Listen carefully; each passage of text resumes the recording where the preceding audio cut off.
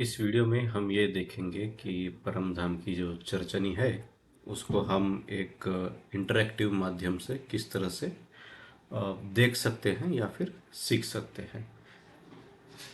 तो सबसे पहले आप जो है ज्ञानपीठ की वेबसाइट पे जाइए, जैसे spjn.org।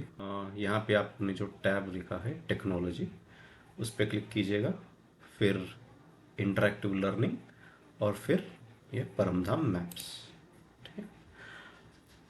जैसे ये परमधाम मैप्स पे क्लिक करेंगे आप इस पेज पे आ जाएंगे। तो यहाँ पे आप देखेंगे कि जैसे चरचनी की जितने भी दिशाएं हैं उसको मोटे मोटे तौर पे एक ग्रुप बनाया गया है। जैसे मध्य भाग है, पूर्व दिशा, दक्षिण दिशा, उत्तर दिशा, इस तरह से। ठीक है।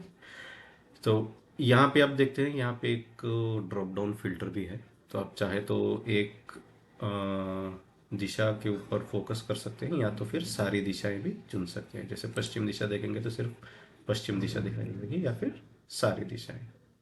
ठीक है। तो अभी उदाहरण के लिए देखते हैं कि अगर हमको दक्षिण दिशा के बारे में जानना है तो बस आपको माउस पे का कर्सर ले जाके यहाँ दक्षिण दिशा पे बस एक बार क्लिक करना है। तो फिर वहाँ पे दिखाएगा कि दक्षिण दिशा में क्या क्या आता है, जैसे माणिक पहाड़, हौज कोसर तालाब और 24 हास का महल। तो अभी उदाहरण के लिए फिर हम देखते हैं कि माणिक पहाड़ पे जाना है, तो फिर माणिक पहाड़ पे आके इस तरह से आप क्लिक कर देंगे तो माणिक पहाड़ में देखिए ये सारी चीज़ें आती हैं, है ना। तो ये सब दिखाएगा आपको। तो आप देखिए, आप ये नेविगेशन में आपको इधर पता चलेगा, जैसे ये दक्षिण दिशा में आप माणिक पहाड़ के फिर उसके अंदर ये इतनी सारी चीज़ें आई हैं। अगर आप चाहते हैं कि इसमें से किसी एक का मुझे मतलब जैसे चित्र देखना है ना। तो जैसे उदाहरण के लिए एक गोल हवेली का देखना है तो उस पर बस इस तरह से माउस को होवर करना है और ये जो काला भाग इस तरह से दिखाई देगा, जैसे एक गोल हवेली, उस पर एक बार क्लिक कर देना है।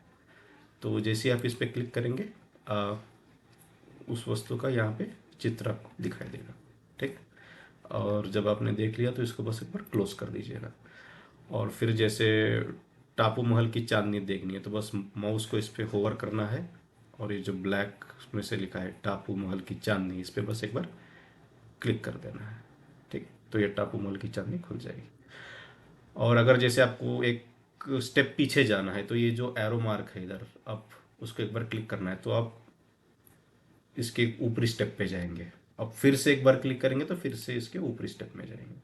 अब जैसे नेक्स्ट आप जैसे उत्तर दिशा में चलना है तो उत्तर दिशा पे क्लिक कीजिए, फिर उसी तरह से पुखराज पहाड़ पे या फिर रंगमहल की नज़दीकी परिक्रमा, जो भी हो आपकी जो भी इच्छा करे।